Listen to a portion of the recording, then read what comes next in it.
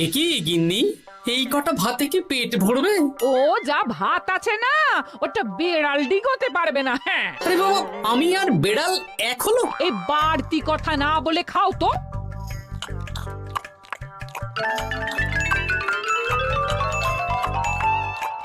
গিন্নি, পেটটা ভরেনি বুঝলে, তুমি আর এক হাঁড়ি ভাত বসাও।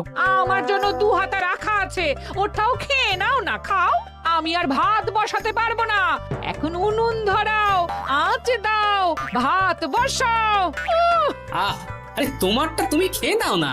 তুমি তো জানো আমার এইটুকু খাবার পোষায় না। তারপর তুমি আজকে ওই ওলের ঝোলটা যা বানিয়েছিলে না, আহা। খাই খাই খাই খাই করে আমার জীবনটাও খেয়ে ফেললে গো। আরে বাবা, ভগবান এই পেট দিয়েছে কিসের জন্য?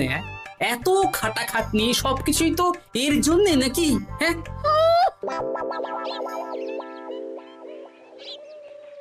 দাদু, অনেকদিন ভূতের গল্প শুনিনি, আজকে আমরা ভূতের গল্প শুনবো। বেশ, শোন তাহলে। আমাদের রাজ্যে আজ থেকে বেশ অনেক বছর আগে একটা খুব পেটুক লোক থাকতো। তোমার মতন পেটুক? বলতে পারিস, কিন্তু ওর গিন্নি ওকে ভালো মতো খেতে দিত না। তাই একদিন না খেয়ে খেয়ে অক্কা পায় আর ভূত হয়ে এদিক সেদিক ঘুরতে থাকে। তারপর কি হলো দাদু? তারপর তো সে এক মজার ব্যাপার। ভূতকে ওর গিন্নি চোখে দেখতে পেত না, তাই সেই পেটুক ভূত কিছুদিন পর থেকে গিন্নির উপর হুজ্জুতি শুরু করলো। কিরকম হুজ্জুতি দাদু? গিন্নি যা রান্না করতো সব চুরি করে খেয়ে নিত। এই এসব উল্টো পাল্টা কথা বলে আমাকে ভয় দেখাতে পারবে না। হ্যাঁ, এই যে তোরা চটপট খেয়ে নে, নইলে তোদের দাদু আবার ভাগ বসাবে রে। খা।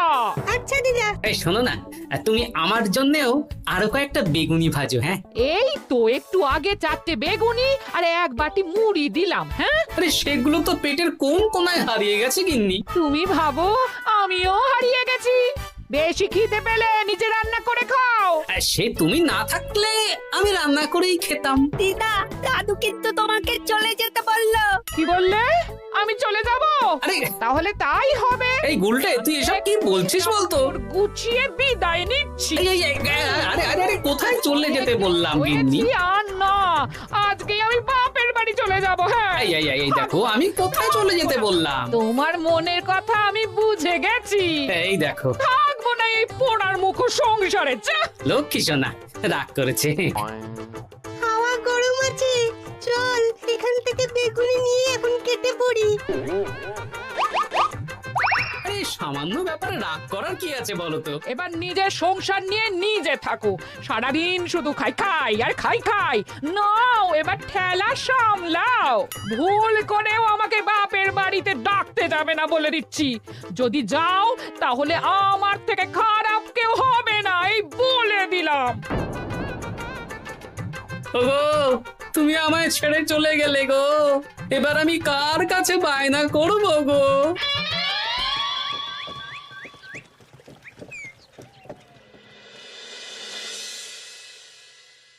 কিরে, তুই একা একা? জামাই কোথায়? তোমাদের জামাইকে ছেড়ে চলে এসেছি। এ মা, তুমি কি থাকতে দেবে না আমি চলে যাব? এসব আবার কি কথা বলছিস তুই? হ্যাঁ, এ তো তোরও বাড়ি। আমাদের ভাত ডাল জুটলে তোরও জুটবে। কি হয়েছে রে দিদি? দিন রাত খেটে খেটে কয়লার মতো পুড়ে যাচ্ছি, আর ওনার বায়না শেষ নেই। সারাদিন শুধু খাই খাই আর খাই খাই। এবার বুঝবে জামাই বাবু। হ্যাঁ, নিজে হাত পুড়িয়ে রান্না করার ঠেলা।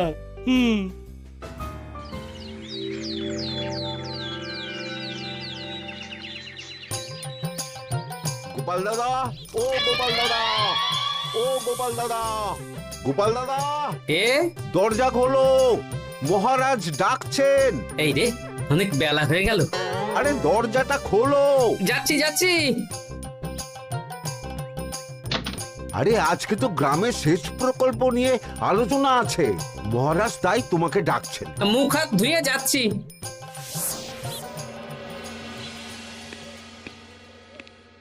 দেখুন মহারাজ, দেখুন, এত বেলায় গোপাল এলো, তাও নিজে আসেনি, ডেকে নিয়ে আসতে হলো। সত্যি গোপাল, আজকে এত জরুরি একটা আলোচনা সভা, কোথায় তুমি তাড়াতাড়ি আসবে? তা না করে গোপাল বাড়াবাড়ি করে ফেললো। গোপাল, এই আমি শেষবারের মতন বলে দিচ্ছি, ফের যদি এরকম রাজসভায় দেরি করে আসতে দেখি তাহলে কিন্তু কড়া ব্যবস্থা নেব। আসলে মহারাজ, আমার গিন্নি গতকাল রাগ করে বাপের বাড়ি চলে গেছে, তাই বেশ হয়েছে। আচ্ছা, যে জন্য আজকের আলোচনা সভা ডাকা হয়েছে সেটা হলো আমাদের রাজ্যের দক্ষিণে একটা সেচের জন্য পুকুর খনন করা হচ্ছে।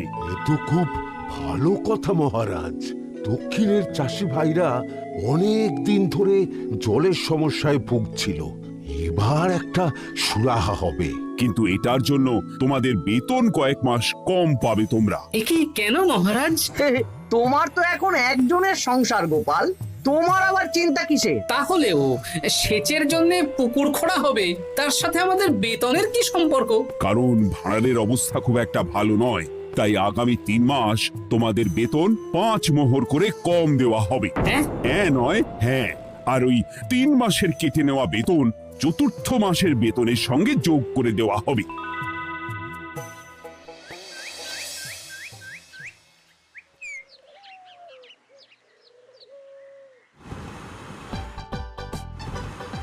কি দাদু, এ তোমার চোখ মুখের কি অবস্থা?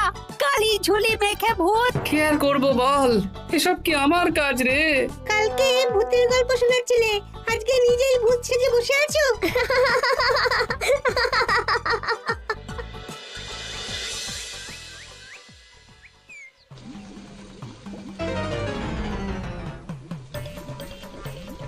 এই রে, ভাতগুলো পড়ে গেছে। দূর দূর দূর, এভাবে হয় নাকি? না, এবার থেকে ভোজনালয় থেকেই খাবার খেতে হবে।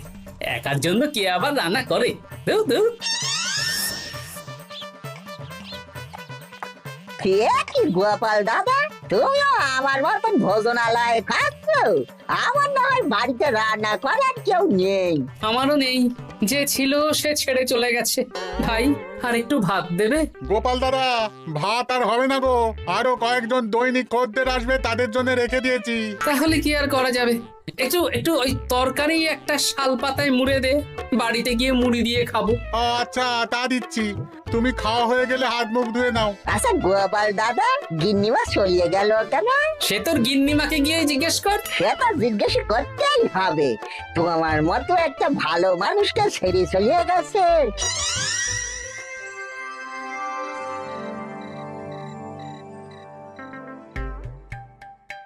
এসো এসো। এই নাও ধরো, পুঁটির মা তোমার জন্য কটা রুটি আর তরকারি পাঠালো। শুনলাম তুমি বাইরে ভোজনালয় খাচ্ছ। কি আর করবো বলো, একদিনই ঘর দুয়ারের একই অবস্থা করেছো গো গোপাল দাদা। ওই একার সংসার, এখন আমার কাজের মধ্যে দুই, খাই আর শুই। তা গিন্নিমাকে খবর দাও। না না না, খবর দিলে আবার অশান্তি শুরু করবে, বরং তুমি গিয়ে বলো। বেশ, তাহলে কালকে আমি তোমার শ্বশুর বাড়ির দিকে সার কিনতে যাব, না হয় গিন্নিমাকে আমিই খবর দিয়ে দেবো।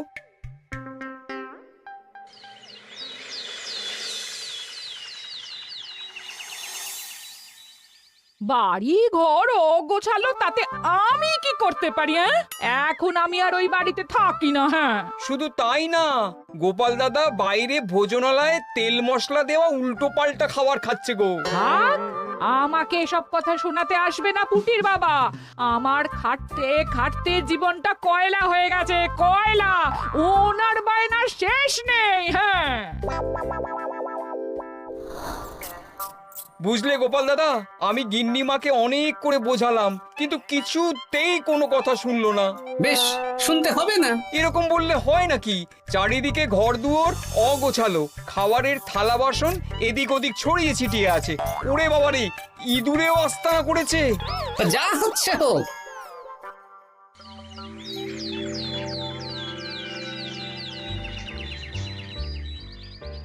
ভোলা, আটটা কচুরি দাও তো ঝটপট, খেয়ে রাজসভায় চলে যাব।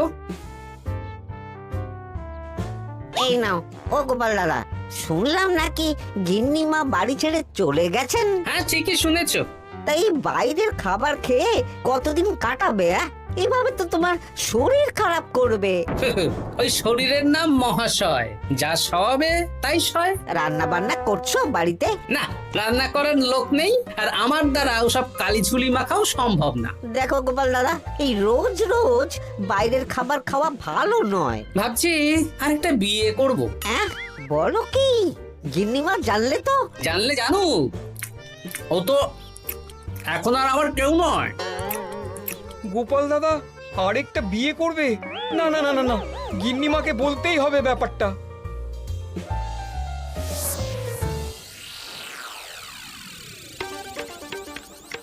গিন্নিমা, তুমি আবার এসেছো পুটির বাবা। সর্বনাশ হয়ে গেছে। আবার কি সর্বনাশ? হ্যাঁ, বাড়ির চারিদিকে অগোছালো, ইঁদুর মশা মাছি ঘুরে বেড়াচ্ছে। আমি আর ওই বাড়িতে যাব না। গোপাল দাদাও সেই ব্যবস্থাই পাকাপাকি করতে চলেছে, আরেকটা বিয়ে করবে। কি বললে? জল জ্যান্ত বউ থাকতে আরেকটা বিয়ে? হ্যাঁ, আমি আজকেই যাব। ওর একদিন কি আমার একদিন? হ্যাঁ, আমি আজকেই যাব। এই দিদি, এক মুহূর্তে এরকম বদলে গেলি কেন? আবার আবার তো জামাইবাবু তোকে কাটাবে। তা বলে তোর জামাই বাবুটাই অন্য কারোর হয়ে যাবে? হ্যাঁ, আমি বেঁচে থাকতে আমি হতে দেব না। তাহলে দিদি আমিও যাব। ওই জামাইবাবু অতিরিক্ত খায়, জামাইবাবুর খাওয়া বন্ধ করতে হবে, বুঝলি? ঠিক আছে, চল তাহলে চল। ঠিক আছে, চলুন তাহলে। হ্যাঁ হ্যাঁ, তাই চলো। বুঝলি দিদি, আমার মাথায় একটা মতলব এসেছে। হ্যাঁ। কি মতলব শুনি?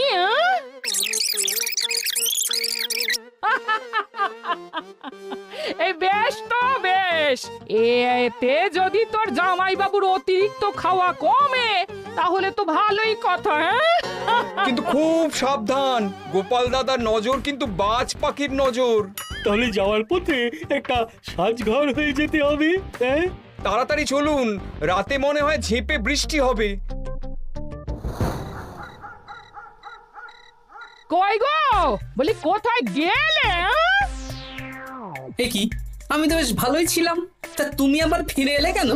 আমি বেঁচে থাকতে তুমি আবার বিয়ে করবে? ওসব চলবে না।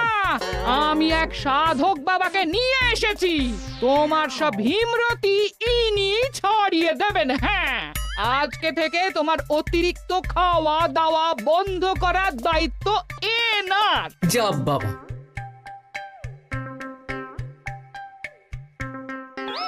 কি করেছো গো? হ্যাঁ, ঘর দুয়ার তো পুরো শ্মশান হয়ে গেছে গো। এখন আবার তোমার ঘর তুমি পরিষ্কার করো। সে করছি, তুমি যাও বাজার করে নিয়ে এসো। ভোলার দোকান থেকে বেশি করে ছানা আনবে, আর রাতে ছানার বড়া করে তরকারি বানাবো। হ্যাঁ, আহা, কতদিন খাইনি, এক্ষুনি যাচ্ছি। উহ, তাড়াতাড়ি যাও, তাড়াতাড়ি যাও, মেঘ ডাকছে, রাতে বৃষ্টি হবে। আমি এই ঘর গুছিয়ে রান্না বসাচ্ছি গো। বলো কি গোপাল দাদা, গিন্নিমা ফিরে এসেছেন? হ্যাঁ, সকালে তোমার দোকানে বলেছিলাম না বিয়ে করব, সেটা নিশ্চয়ই কেউ শুনে গিন্নির কানে দিয়েছে। ব্যাস, ঘরের বউ ঘরে চলে এলো। সকালে যখন তোমাকে আমি ওই কচুরি দিচ্ছিলাম, তখন তো ওই পুটির বাবাকে দোকানের সামনে দিয়ে হেঁটে যেতে দেখেছিলাম। তাহলে পুঁটির বাবাই খবর দিয়েছে, ভালোই হয়েছে। যাই হোক, আমাকে ওই 500 গ্রাম মতো ছানা দাও তো, গিন্নি ছানার বড়া দিয়ে তরকারি করবে। ভালো তো, ভালো তো, তোমরা ওই কর্তা গিন্নি একসাথে খাবে। আবার কোন সাধককে নিয়ে এসেছে যে আবার খাবার খাওয়া নিয়ন্ত্রণ করবে? দেখো কি করে তোমাকে সামলায়। এই নাও।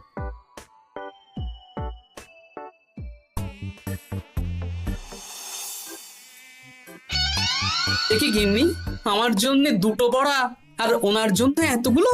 বেশি খেলে তোমার চেহারা ঠিক হবে না বৎস, তোমাকে রোগা হতে হবে, তাই কম খেতে হবে, বুঝলে? ঠিক আছে, আপনাকে আমি মজা দেখাচ্ছি। অগত্যা গিন্নির হাতের খাবার খাচ্ছি, এই আমার 14 পুরুষের ভাগ্য ভালো।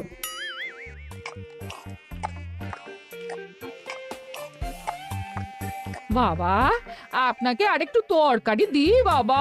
দে মা, দে। আমাকে দাও। একদম না, বলেছি না তোকে রোগা হতে হবে। হ্যাঁ, কি মশা রে তোদের বাড়িতে। আরে রে, নকল গুঁফ, মশা যাওয়ার আগে আপনাকে আমি তাড়াবো। এই কদিন চারদিকে সব ছড়িয়ে ছিটিয়ে নোংরা করেছে, মশা মাছি এত তাড়াতাড়ি যাবে না। হ্যাঁ, আমার খাওয়া হয়ে গেছে, আমি উঠলাম। আপনি ভালো করে খান, কেমন?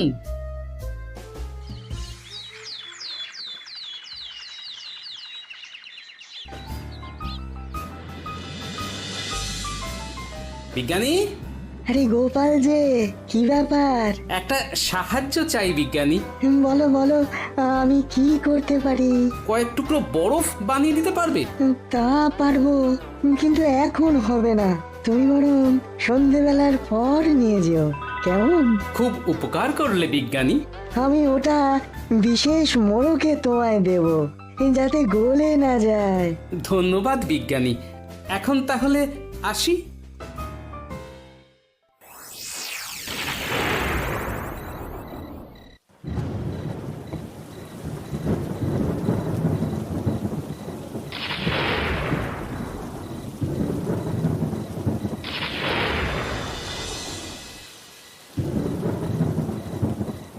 ভালো করেছিস বাবা, যা মশার উৎপাত, মশারি ছাড়া ঘুমোনো যাবে না। কথায় আছে সেবাই পরম ধর্ম, তাই একটু ধর্মকর্ম করছি আর কি। আপনি ঘুমিয়ে পড়ুন, আমরা ওই ঘরে গেলাম। হ্যাঁ, সব দরজা জানলা ভালো করে বন্ধ করে দিয়েছো তো? ঝেপে বৃষ্টি নেমেছে। হ্যাঁ হ্যাঁ, কোনো চিন্তা নেই, তুমি ঘুমো। আজকে অনেক খাটনি হয়েছে গো। হ্যাঁ, জয় ঠাকুর।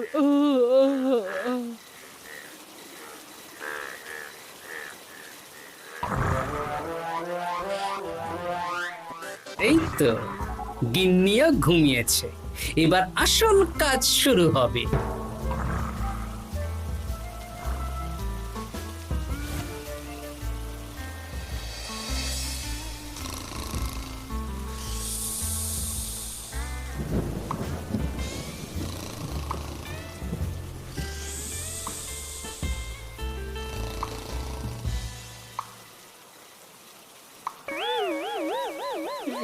কি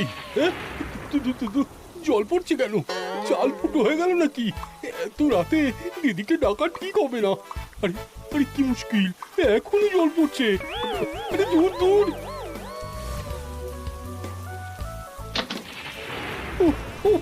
বাপরে বাপ।